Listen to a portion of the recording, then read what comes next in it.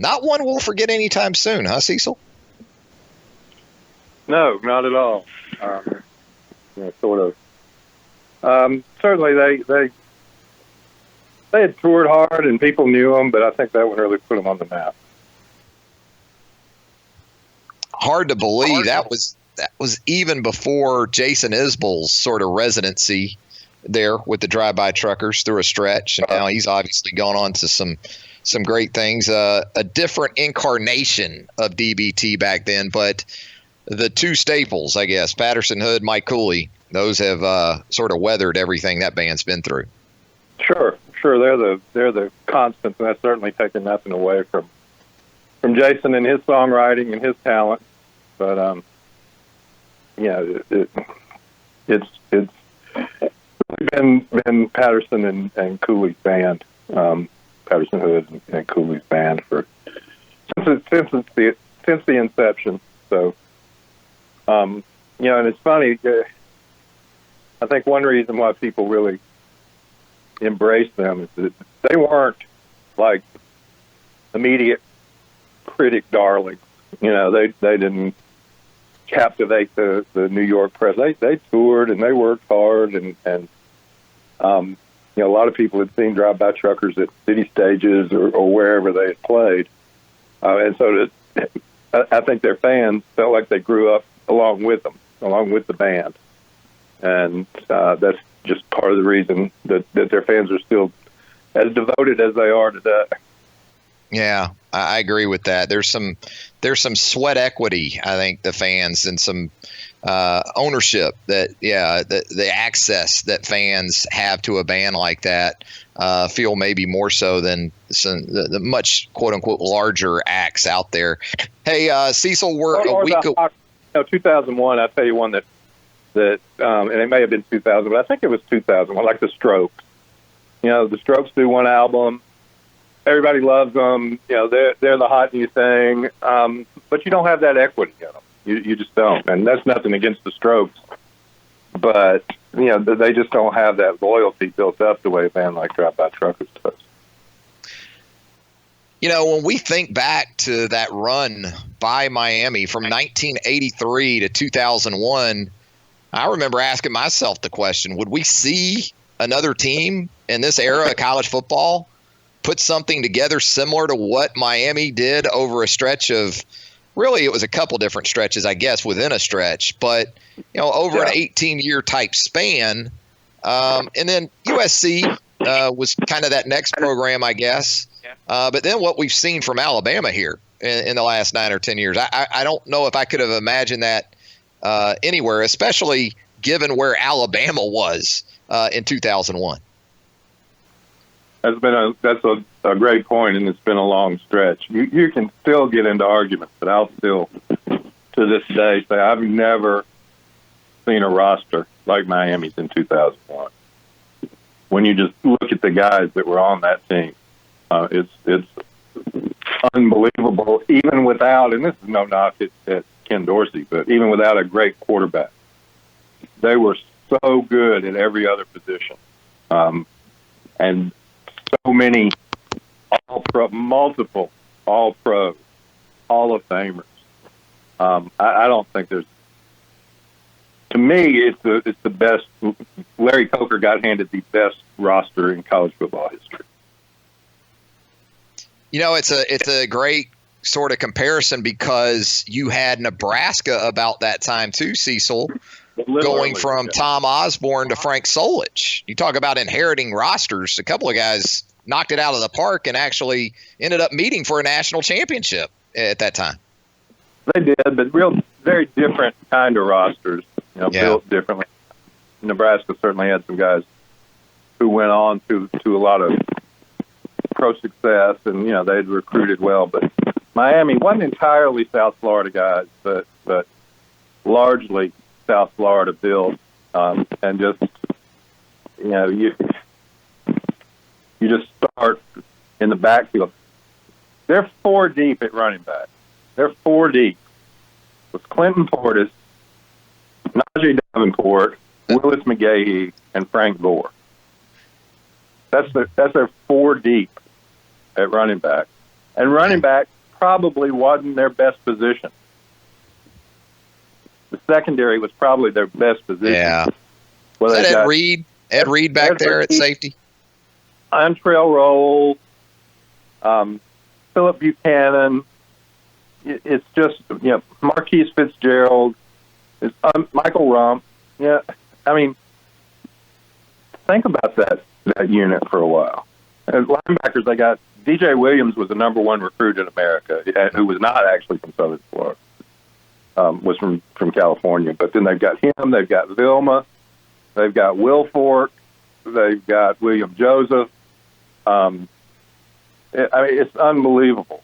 They're too deep at tight end was Shockey and Winslow. Yeah. I mean, it's unbelievable the talent that they put on the field. And, of course, Ken Dorsey at quarterback, they just, Ken was a good, efficient player, which is all he needed to be. Yeah, the Big East wasn't quite ready for that roster, was it, back then? Nobody was. I mean, not that. Nobody was going to stack up with that in that season. And they had a couple of, it's hard to stay motivated every week, and people say, they barely beat Virginia Tech, and they up there in Blacksburg and the end of the year, but they found a way to win. They're probably a little overconfident that way, because help me remember, they'd beaten Washington, who was ranked, and they beat them the week before 65-7. And the week before that, they played Syracuse, who was ranked, and they beat them 59-0. So by the time they got to Virginia Tech, they had a little bit of a letdown. But then, as you say, they go out to Pasadena, which is funny to think of that game. I didn't remember it being in Pasadena until we started talking about this. And then, they just hammered Nebraska. I mean, they just hammered them. So what a great team that was. Incredibly good team there. A stretch, really, that spanned a couple of decades. Started with Howard Schnellenberger, obviously, with 83 and Bernie Kosar, but then extended into the early aughts with the team that you outlined. And probably, I don't know, the team that lost to Ohio State in overtime, Cecil. I mean, that team was right there too. I'm not going to fire up the Buckeye fans and scoreboard, but Miami got reffed. Might have. That's highly possible. That pass interference call, Cecil, is that what you're referring to there? We didn't have replay back then, Trav, so I'll put it that way. But another great team, and certainly could have won another championship. Now, I will say this. The ACC, and this is taking nothing away from Clemson, but they desperately need for either Miami or Florida State to get good again. And Florida State's been good recently enough. When James was there and Jimbo, they won the national championship. So it's not like it's been a drought like Miami's has been.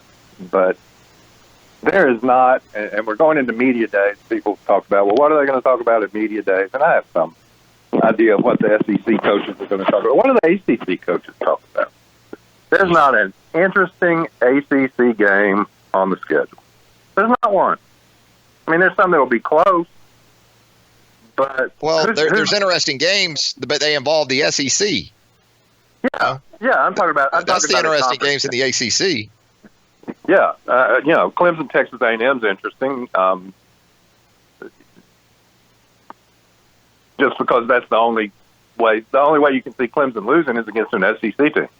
Yeah, and then you have to wait till late November when you get the ACC SEC matchups on that. Yeah, and even that one, South Carolina, we'll see how they do, and Florida State, so forth. But Georgia Tech's down. Louisville, who's in the other one of those games, is atrociously down. The coaching change has to help them to some degree. They were terrible last year. But what game do you talk about? What game are you looking forward to on Clemson's schedule? You're not fired up about that Clemson Georgia Tech Thursday nighter to usher in the Jeff Collins era on the flat, Cecil? Not really. And I get that you can take an SEC, you can take Alabama's schedule and you can say, well, what about Alabama and Arkansas, or Alabama plays South Carolina? Yeah, they do, but they also go on the road to Texas A&M. They play LSU at home. They go on the road to Auburn. And they might have to play Georgia in a championship game. Again, without having to remember every single thing about the ACC's divisions, which don't make any sense. Who's Clemson going to play in the championship game? Pitt again? Yeah. I mean, what do you look forward to? What do you talk about? And certainly, they're playing Texas A&M at home. Clemson's got the established quarterback. You'd think they would win that game, and if they do, what's the rest of the season? If you're a television network, I mean, you put Clemson on to because it's Clemson.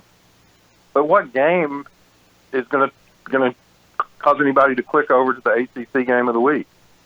I mean, you don't have Ohio State, and you don't have Oklahoma and Texas, and even in the Pac-12, there's at least enough parity where Oregon and Washington might be an interesting game. But in the SEC, you've got games. You've got Georgia. These are top 15 teams. You've got Georgia and Auburn. You've got LSU and Texas in a non-conference game. But you've got LSU, Alabama. You've got LSU, A&M. You've got 4 teams in the West and certainly 2 in the East. Maybe somebody else will emerge. But you got 6 teams, and a lot of them play 3 or 4 of the other teams.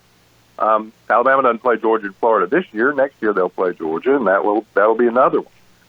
But the ACC, and this isn't. I mean, it's just the way the cycles go. But they've had Beamer Ball, Virginia Tech was when they had Dick and so forth was a team to watch, and certainly Florida State. I think the way it was all envisioned was that Florida State and Miami would always be good, and you'd have 3 or 4 teams. But who's sitting around thinking about Syracuse and Wake Forest? Man? Who's sitting around thinking about Boston College or Georgia Tech? We're talking some season win totals from Vegas. Clemson is the only team in the ACC, Cecil, that has a total north of 8.5. That's it. Miami's 8.5, Virginia Tech's 8.5, and then you go down to 7.5 with NC State, Florida State, Wake Forest. I mean, when the ACC brought in Florida State and Miami, I don't think it envisioned, and certainly this wasn't the case for a couple of years when Florida State had that long winning streak in the league that it ultimately ended up in Charlottesville against Virginia many years ago. I don't think they envisioned Florida State being in a bunch with, say, Pitt, Duke, Boston College, and Wake Forest with 7 type wins. And I'm not ready to go over for Florida State. 7 wins this year. Cecil, how could you? Who knows? Who knows? Yeah. Have you got those totals right in front of you? Do you have a total on South Carolina? I've got the SEC right here. South Carolina is at 6. Okay, they're at 6. If you put them in the ACC, and this includes all of a sudden their finale is Clemson. So let's sub out a good non-conference game that let's say they play Georgia in a non-conference game. South Carolina's total, if they were playing any ACC schedule, even with Clemson on it, their total would be 10. Wow. Yeah, I was going to ask you. I truly believe that. Certainly 9 or 9.5. Well, but here's what's got South Carolina at 6. They got a non-conference game against Clemson. Yeah. Their 2 crossover games in the SEC are Alabama and A&M, and they got Georgia and Florida. So what Vegas is assuming is they're going to lose those 5, and so your bet, what you're gambling on, is whether they can run the table in the other 7. Yeah, and you got North Carolina in their opener that isn't a gimme. It's a game South Carolina should win. Not a gimme.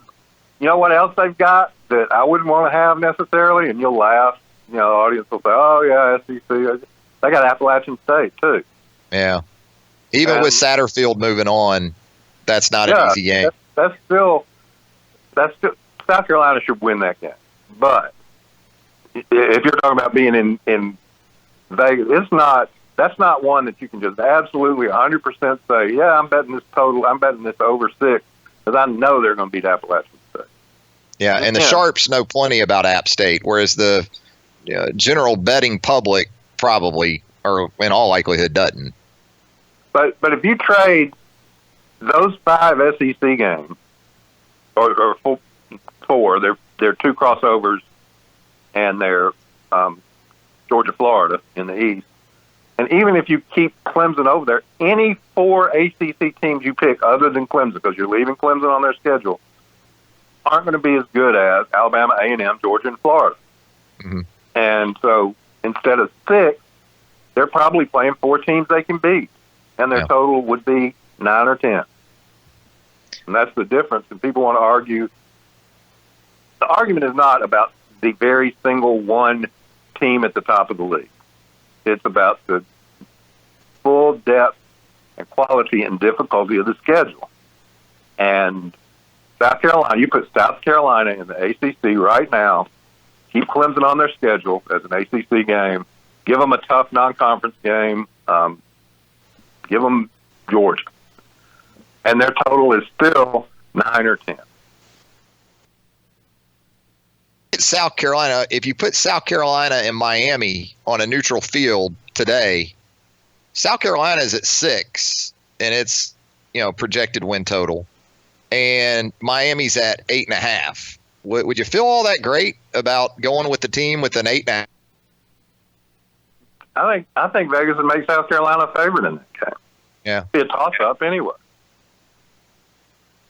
How about Auburn? Auburn's at 8, and that's with opening against Oregon, taking on Georgia and Florida cross division, and then everything in the SEC West. What would Auburn be, in your opinion, from a win total standpoint in the Atlantic Coast Conference? And again, that's putting Clemson on their schedule.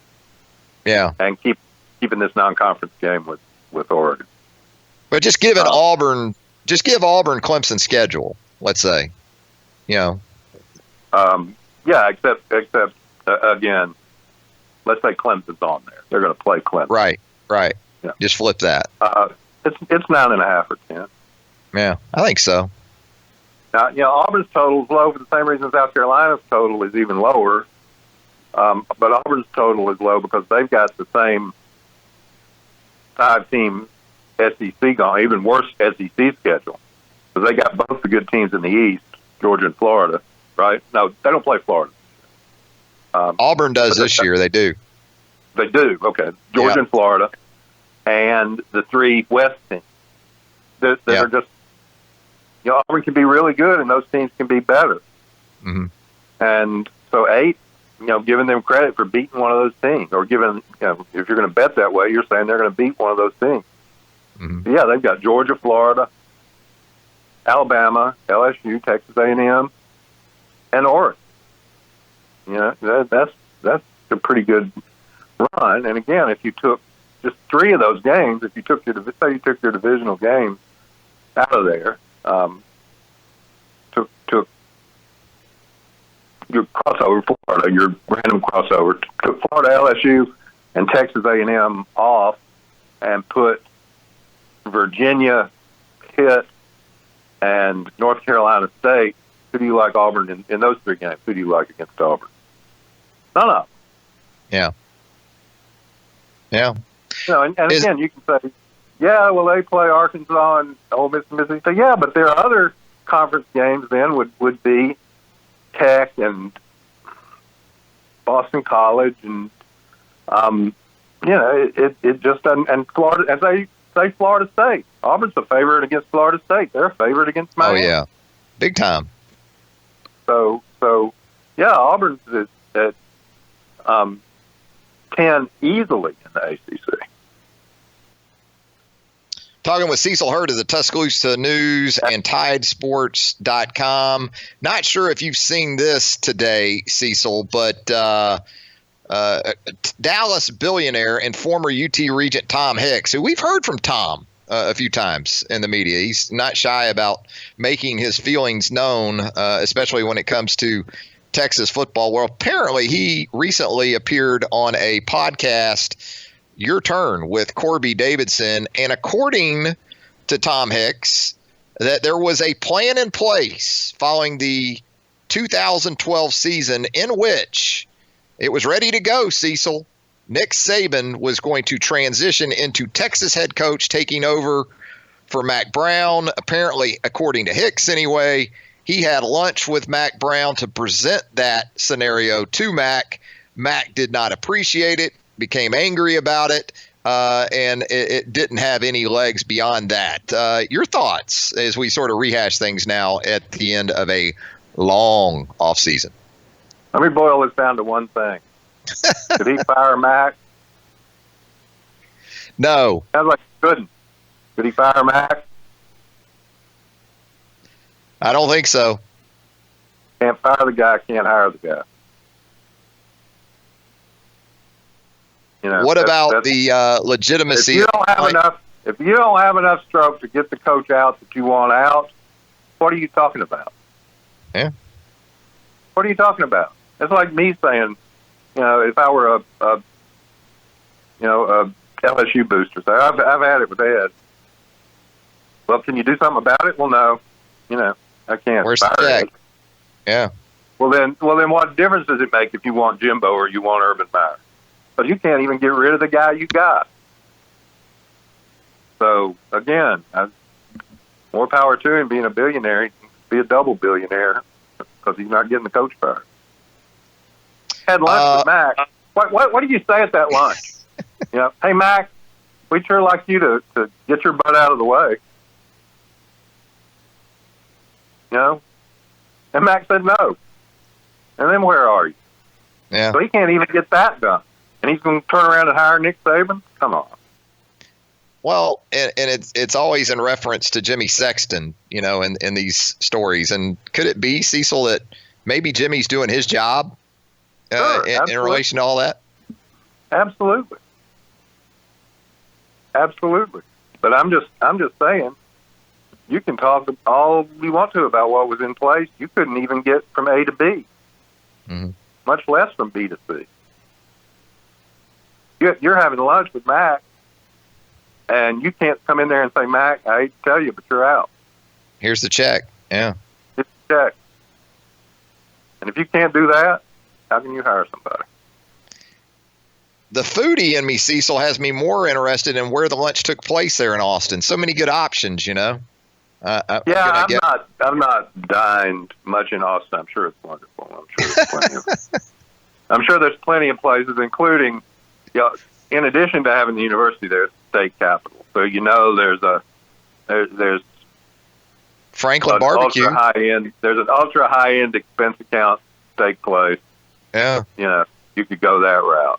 My guess is that Mack Brown and Texas oil billionaire, they're not downtown having Ethiopian food.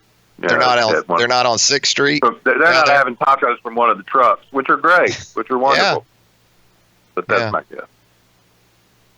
Maybe they were at the original Chuy's there in Austin, in that area. Maybe the Salt Lick. Possibly. That's what. Now that is what, you know. All kidding aside, that's where Jerry Jones brought Jimmy Johnson in, right, to the Mexican place up there in Dallas. Like they weren't going to be spotted. Like nobody was going to recognize. Hey, Cecil, as we wind down here, I wanted to actually talk a little hoops with you. It's been a pretty good stretch for Alabama players, both past and present. JaMychal Green, I guess, re-ups with the Clippers. Dante Hall making some noise in the Summer League, understanding it is Summer League. And then Kyra Lewis Jr., a part of that U19 Team USA World Cup win there on the hardwood. Yeah, I would like to have seen Kyra get more playing time, but you know, Bruce Weber's he did his job was to go over there and win a gold medal, and they won a gold medal and dominated everybody they played. So hard to argue with. You know, it's funny to mention Dante and Jermichael. Where Jermichael, he took the same path that Dante will be taking. He's an undrafted guy, played some G League, worked his way up, got a 10-day, made a roster, worked his butt off. That they loved him as a locker room guy in Memphis, loved him as a locker room guy in San Antonio. Gets with the Clippers, has a good year, and now all of a sudden he's not making Durant money, but he's making a lot more than Cecil Hurt money. I'll promise you that. Guaranteed, 2 years, $5 million a year guaranteed. Which, if you handle it right, that's enough to may not get the grandkids into the trust fund, but at least takes care of you and the kids for the rest of your life. Plus, kind of guy Jermichael is, and with Kawhi coming in and Paul, he's got a chance to win a championship. Yep. And be a locker room guy and a hard-nosed guy, and really proud of him because wasn't drafted and did it by working hard, and hadn't hit the massive $40 million a year jackpot, but $5 million a year is a nice, if you handle it well out in LA and you tuck a little bit away, then I understand the cost of living, but there's people living okay in LA on $5 million a year and putting some in the sock, so. Yeah. So good for him, but that's what Dante's looking at, and that's how you do it, is by working hard. And so I hope he'll follow that example, reach out to Jermichael. J-Mike's a great guy. Would be happy to advise and help, and hopefully 6-7 years from now we're talking about Dante's contract in the same way. And when you look at J-Mike's deal, it's on the heels of a 2-year, $16 million deal that he signed with the Grizzlies. So this is 2 more years for $10 million. Sure. That's $26 million guaranteed in 4 years of basketball. Not bad, Cecil. Right. That was kind of. He's probably already taken care of housing and automobiles and all that. And so you got to maintain that stuff and insure it and so forth. But he's made good money. Then he could have made more money this time, but I think he likes what the Clippers are doing. I think he wants a chance to play with some guys who can win championships. He's the Grizzlies and the Clippers teams that he'd been on. They've been good teams, but they weren't going to beat the Cavs or the Warriors. But now I think he feels like he's got a chance to get a ring. Absolutely. Well, Cecil, as always, we appreciate the time. Some great stuff today. A lot of fun, as always. And we always look forward to your great work there at the Tuscaloosa News and TideSports.com. Thanks, Cecil. Okay. Thanks, Travis.